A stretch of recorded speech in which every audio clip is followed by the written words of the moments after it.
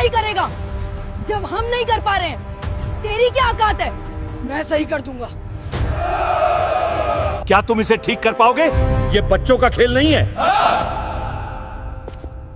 मैं इसे ठीक करूंगा।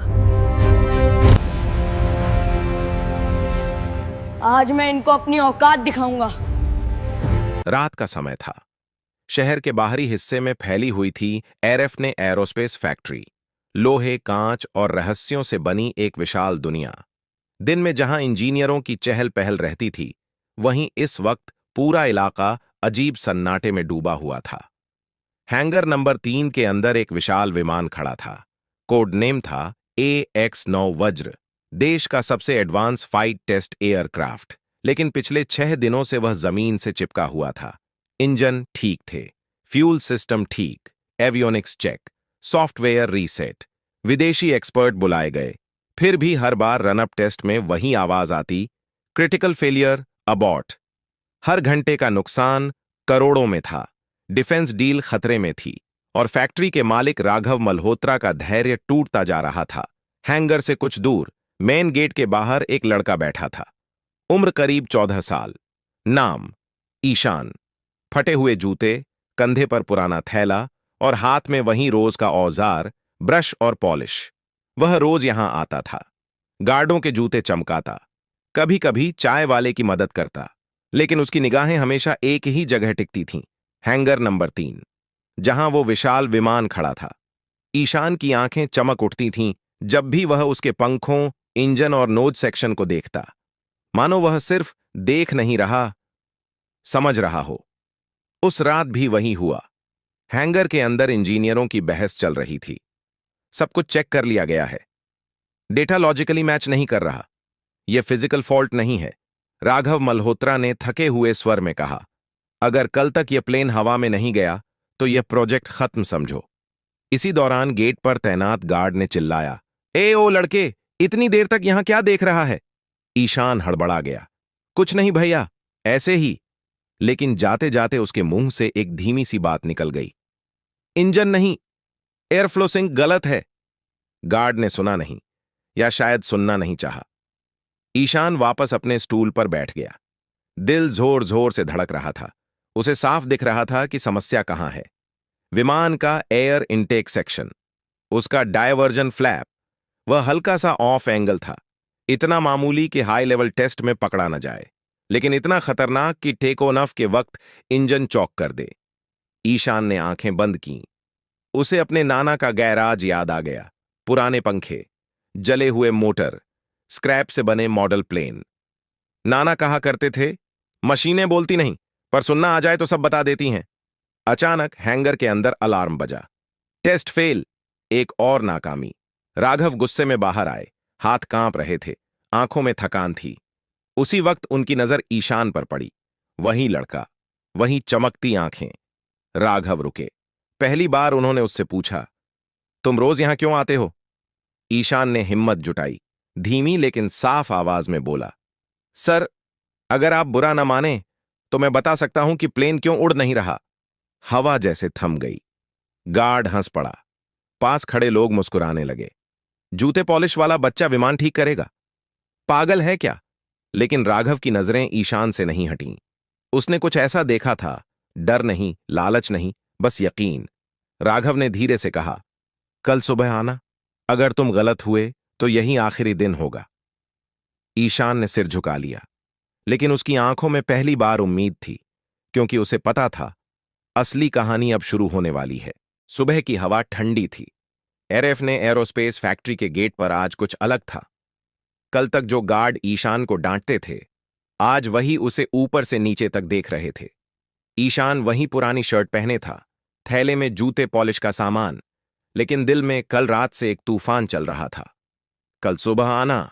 राघव मल्होत्रा के ये शब्द उसके कानों में गूंज रहे थे। हैंगर नंबर 3 के सामने भारी गेट खुले। ईशान ने पहली बार विमान को इतने पास से देखा। AX-9 वज्र, उसका विशाल आकार, पंखों की धार, इंजन की नालियां, सब कुछ जैसे किसी जिंदा जानवर की तरह लग रहा था। ईशान कुछ पल के लिए रुक गया। उसने आंखें बंद कीं, गहरी सांस ली। उसे लगा जैसे विमान सांस नहीं ले पा रहा। अंदर माहौल सख्त था, 20 से ज्यादा इंजीनियर, लैपटॉप, डाटा स्क्रीन, चारों तरफ तकनीकी शब्दों की बारिश। यह बच्चा क्यों आया है? सर, यह समय बर्बाद है। अगर कुछ हो गया तो जिम्मेदारी कौन लेगा? राघव ने सबकी तरफ देखा और शांत स्वर में बोले, अगर हम 6 दिन में कुछ नहीं कर पाए तो 5 मिनट देना भी नुकसान नहीं है। फिर उन्होंने ईशान की ओर देखा। बोलो, क्या देखना चाहते हो? ईशान ने बिना किसी डर के कहा, सर, मुझे सिर्फ एयर इंटेक सेक्शन के पास जाने दीजिए। इंजीनियर चौंक गए। वह हिस्सा तो बिल्कुल ठीक है, डेटा क्लीन है, कोई फॉल्ट नहीं। ईशान ने धीरे से जवाब दिया, डेटा सही है सर, लेकिन हवा गलत रास्ते से जा रही है। कमरे में सन्नाटा छा गया। ईशान विमान के सामने गया। उसने हाथ आगे बढ़ाया जैसे किसी बीमार को छू रहा हो। फिर वह झुक गया, नीचे की तरफ देखा। एक छोटा सा फ्लैप। वह मुस्कुराया नहीं, उसका चेहरा गंभीर था। सर, क्या यह फ्लैप मैनुअल मोड में कभी खोला गया था? एक सीनियर इंजीनियर ने कहा। नहीं, सिर्फ ऑटोमेटिक टेस्ट हुआ है। ईशान ने सिर हिलाया। यही समस्या है। सबकी नजरें उस पर टिक गईं। यह फ्लैप आधा डिग्री अंदर की तरफ मुड़ा है, इतना कम कि सेंसर पकड़ नहीं पाए, लेकिन तेज रफ्तार पर यही इंजन को चौक कर देगा। एक इंजीनियर झुंझलाया, आधा डिग्री? तुम मजाक कर रहे हो? ईशान ने जवाब नहीं दिया, बस हाथ से हवा का रास्ता दिखाया। हवा यहां टकरा रही है और वापस घूम रही है। राघव ने तुरंत कहा, स्कैन करो। एक इंजीनियर ने थर्मल और एयर फ्लो स्कैन चलाया। 5 सेकंड, 10 सेकंड, फिर स्क्रीन पर एक लाल लाइन उभरी। Air flow disruption detected. कमरे में हलचल मच गई। ये कैसे? ये तो हमने देखा ही नहीं। ईशान पीछे हट गया। उसका काम बोल चुका था। राघव की आंखों में पहली बार चमक थी। उन्होंने ईशान से पूछा, तुम्हें यह कैसे पता चला? ईशान ने धीरे से कहा, सर, जब पंखा गलत दिशा में घूमता है तो आवाज नहीं बदलती, हवा बदलती है। राघव कुछ नहीं बोले, लेकिन उनके भीतर कुछ टूट रहा था और कुछ बन भी रहा था। उन्होंने गहरी सांस ली। इसे ठीक किया जा सकता है? ईशान ने सिर उठाया। पहली बार उसकी आवाज में पूरा भरोसा था। हां सर, अगर आप मुझे पूरा एक्सेस दें तो आज। हैंगर में सन्नाटा था और कहानी अब और गहरी होने वाली थी। हैंगर नंबर 3 में अब शोर नहीं था, बस मशीनों की हल्की भनभनाहट और लोगों की तेज धड़कनें। राघव मल्होत्रा कुछ पल तक ईशान को देखते रहे, फिर इंजीनियरों की तरफ मुड़े। इसे पूरा एक्सेस दो। कमरे में जैसे बिजली दौड़ गई। सर, यह बहुत रिस्की है। यह बच्चा है, अगर कुछ गलत हो गया। राघव ने हाथ उठाया। गलत तो पिछले 6 दिनों से हो ही रहा है। उनकी आवाज में थकान थी, लेकिन अब डर नहीं था। ईशान को एक सेफ्टी जैकेट दी गई। हेलमेट उसके सिर से थोड़ा बड़ा था, दस्ताने डीले। फिर भी उसकी चाल में कोई हिचक नहीं थी। वह एयर इनटेक सेक्शन के नीचे गया, घुटनों के बल बैठा और ध्यान से देखने लगा। इंजीनियर स्क्रीन पर डेटा देख रहे थे। हर सेंसर एक्टिव था। ईशान ने धीरे से कहा, सर, क्या इस प्लेन पर हाल में कोई हार्ड लैंडिंग हुई थी? एक जूनियर इंजीनियर बोला।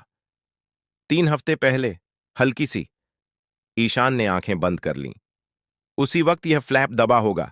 धीरे धीरे सेट होता गया और किसी ने ध्यान नहीं दिया। उसने एक छोटा सा पैनल खोला, अंदर के बोल्ट देखे, फिर सिर हिलाया। यहां टॉर्क बराबर नहीं है। इंजीनियर चौंक गए। यह कैसे संभव है? सब कुछ फैक्ट्री कैलिब्रेटेड है, ईशान ने बहुत साधारण तरीके से कहा। मशीनें फैक्ट्री में परफेक्ट होती हैं सर, लेकिन इंसान उन्हें चलाते हैं। राघव ने आगे बढ़कर पूछा, क्या करना होगा? ईशान ने गहरी सांस ली। फ्लैप को माइक्रो एंगल पर रीसेट करना होगा, मैनुअल और एयर फ्लो को लाइव मॉनिटर करते हुए। एक सीनियर इंजीनियर लगभग चिल्ला पड़ा, यह पागलपन है। मैनुअल एडजस्टमेंट में अगर गलती हुई तो पूरा इंटेक डैमेज हो सकता है। ईशान ने पहली बार सीधे उसकी आंखों में देखा। सर, अगर अभी नहीं किया तो यह प्लेन कभी उड़ नहीं पाएगा। कमरे में सन्नाटा। राघव ने एक पल भी नहीं लगाया। करो, सब हड़बड़ा गए। सर, मैंने कहा करो। ईशान को टूल दिए गए, छोटा रिंच, फीलर गेज, एक टॉर्च। उसके हाथ कांप नहीं रहे थे। वह हर मूवमेंट के बाद रुकता, स्क्रीन की तरफ देखता, फिर अगला कदम उठाता। इंजीनियर अब बोल नहीं रहे थे, सिर्फ देख रहे थे। डेटा बदल रहा था, धीरे धीरे, बहुत धीरे। अचानक ईशान रुक गया। उसने हाथ खींच लिया। सर, एक और बात है। राघव की भौहें सिकुड़ गईं। और क्या? ईशान ने एयर इनटेक के अंदर इशारा किया। यहां एक माइक्रो क्रैक है, बहुत छोटा, लेकिन हाई प्रेशर पर यह फैल सकता है। इंजीनियर दौड़े, स्कैन किया। एक पतली सी लाइन। सबके चेहरे सफेद पड़ गए। ये तो हमने देखा ही नहीं। ये तो खतरनाक है, ईशान ने शांत स्वर में कहा। डरने की जरूरत नहीं, यह अभी कंट्रोल में है।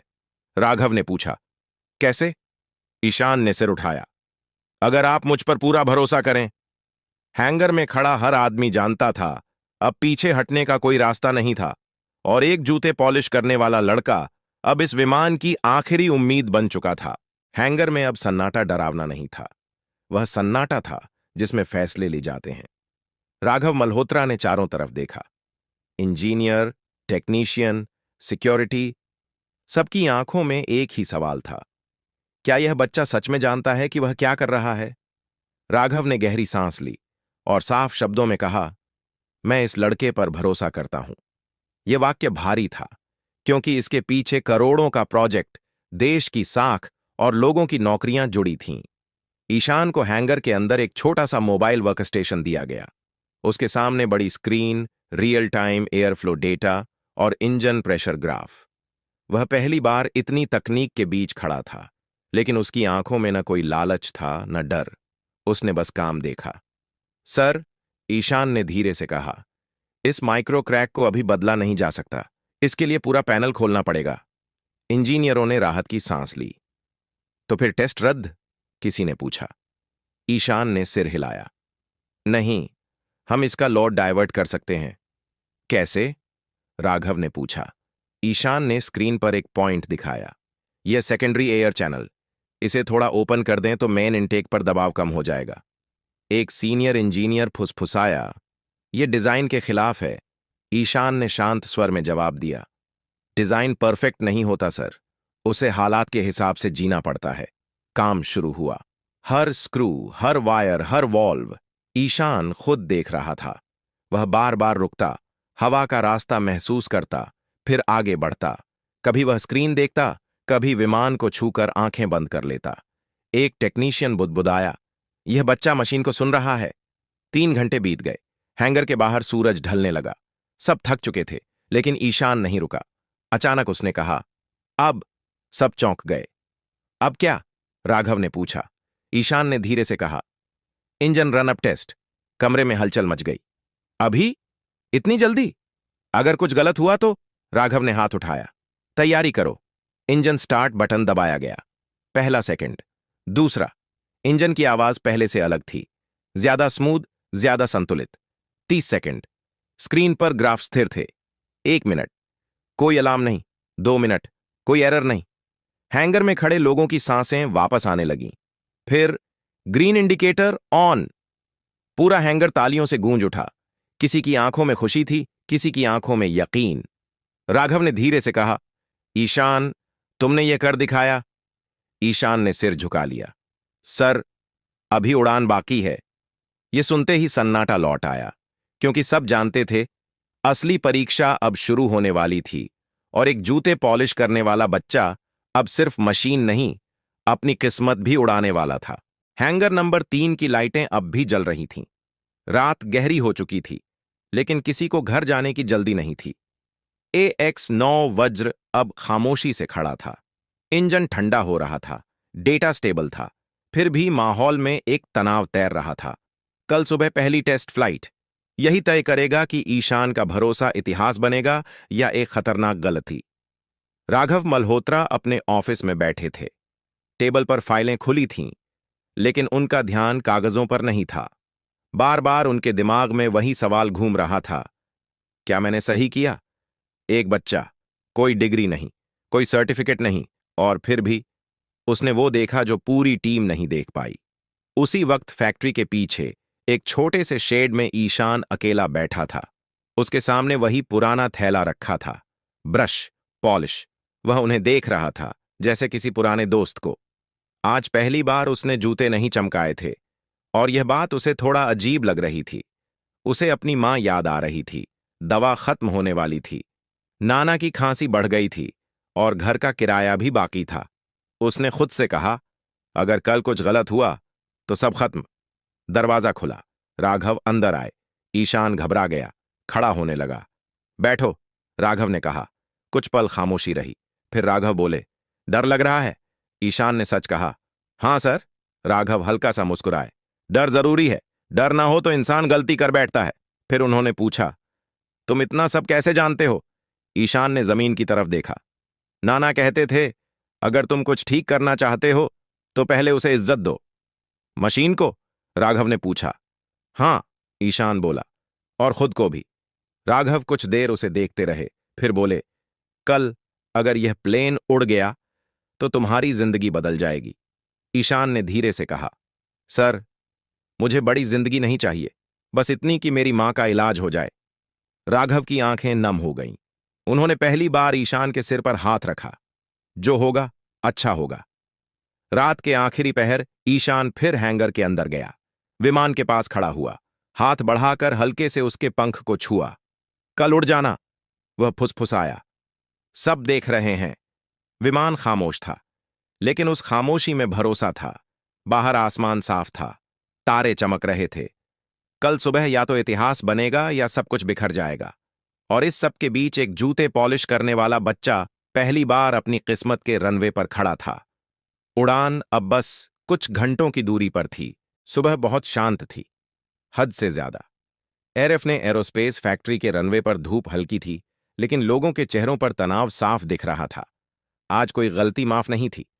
AX9 वज्र रनवे पर खड़ा था, पहली बार पूरी तरह तैयार, फ्यूल भरा हुआ, सिस्टम ग्रीन। लेकिन सबसे बड़ा सवाल अब भी वही था, क्या यह उड़ पाएगा? कंट्रोल रूम में इंजीनियर अपनी सीटों पर जमे थे। हर स्क्रीन पर अलग डेटा, हर लाइन पर एक एक आंख। राघव मल्होत्रा खिड़की के पास खड़े थे, हाथ पीछे बंधे हुए, चेहरा सख्त लेकिन अंदर तूफान। ईशान रनवे के किनारे खड़ा था, सेफ्टी जैकेट पहने, हेलमेट लगाए। यहां तक का सफर उसे सपना लग रहा था। कल तक जो बच्चा गार्डों से डांट खाता था, आज वहीं टेस्ट फ्लाइट के वक्त मौजूद था। पायलट ने रेडियो पर कहा, रन अब शुरू हो रहा है। इंजन की आवाज बढ़ी, धीरे, फिर तेज। ईशान ने आंखें बंद कर लीं। वह आवाज सुन रहा था, हर कंपन, हर बदलाव। उसका दिल धड़क रहा था, लेकिन दिमाग शांत था। Speed increasing, system stable. Runway पर विमान आगे बढ़ा। कुछ सेकंड, फिर एक हल्का सा झटका। कंट्रोल रूम में हलचल मच गई। Air flow spike, pressure fluctuation. Raghav की मुट्ठी भींच गई। ईशान ने तुरंत आंखें खोलीं। उसने चिल्लाकर कहा, सेकेंडरी चैनल 2% और खोलो। कंट्रोल रूम में पल भर की चुप्पी। फिर एक इंजीनियर बोला, कर रहे हैं। ग्राफ्स धीरे धीरे स्थिर होने लगे। झटका खत्म, विमान की रफ्तार बढ़ी। रनवे खत्म होने वाला था। एक पल ऐसा लगा जैसे वह उठेगा नहीं। फिर नाक ऊपर उठी, पहिए जमीन से अलग हुए। AX9 वज्र आसमान में था। कुछ सेकंड तक किसी ने सांस नहीं ली। फिर कंट्रोल रूम गूंज उठा, positive climb, altitude stable, flight is smooth. तालियां, चिल्लाहट, किसी की आंखों से आंसू बह रहे थे। राघव ने आंखें बंद कर लीं, उनके होंठ हिले। धन्यवाद। ईशान वहीं खड़ा था। वह हंस नहीं रहा था, चिल्ला नहीं रहा था, बस आसमान की तरफ देख रहा था, जैसे कोई अपना घर लौट गया हो। 20 मिनट बाद विमान सुरक्षित लैंड हुआ। पूरा स्टाफ दौड़ पड़ा।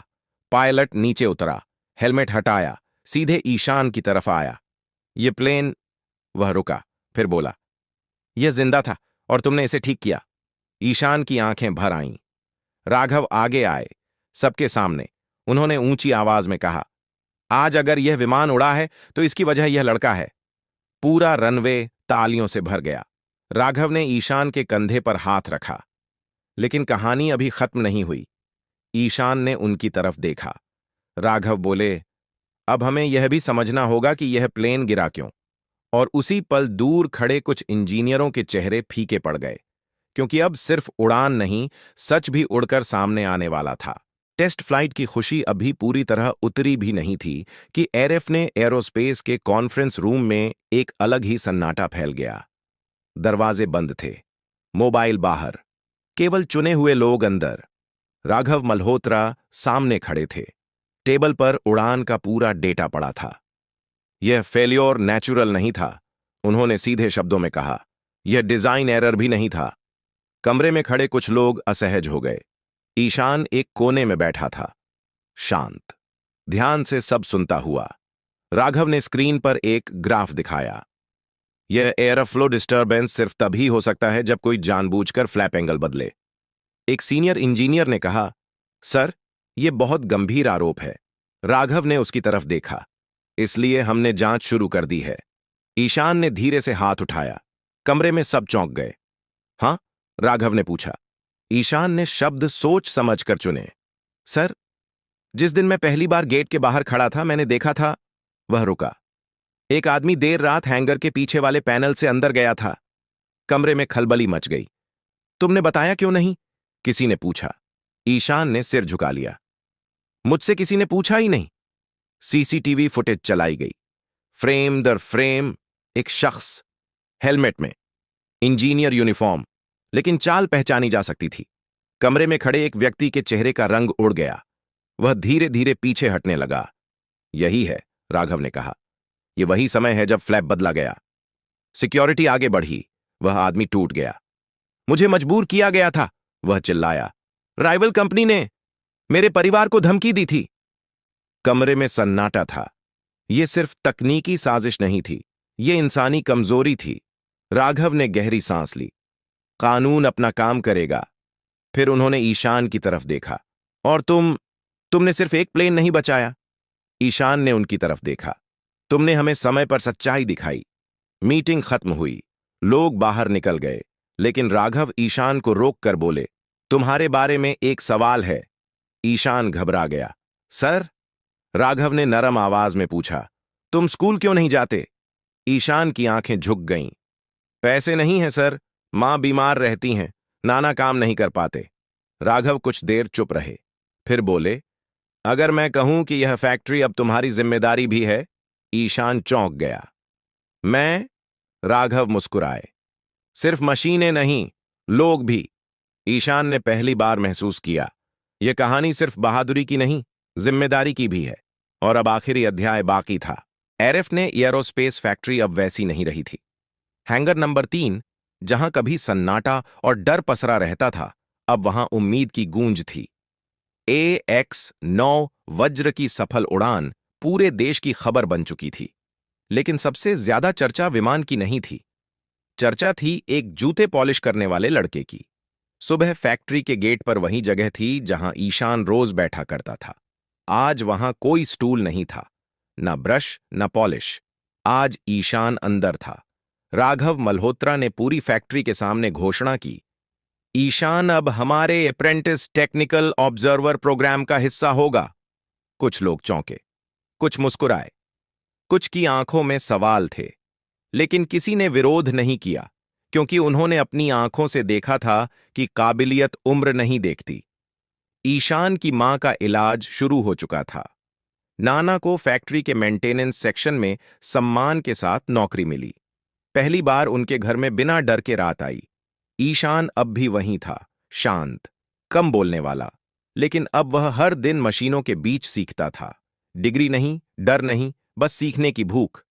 एक शाम राघव उसे हैंगर में लेकर आए। विमान वहीं खड़ा था। राघव ने कहा, तुम जानते हो, लोग कहते हैं कि किस्मत बदलने के लिए चमत्कार चाहिए। ईशान ने उनकी तरफ देखा। राघव मुस्कुराए, पर असल में चमत्कार नहीं, हिम्मत चाहिए। ईशान ने विमान के पंख को छुआ। वही हल्का सा स्पर्श, जैसे पहले दिन किया था।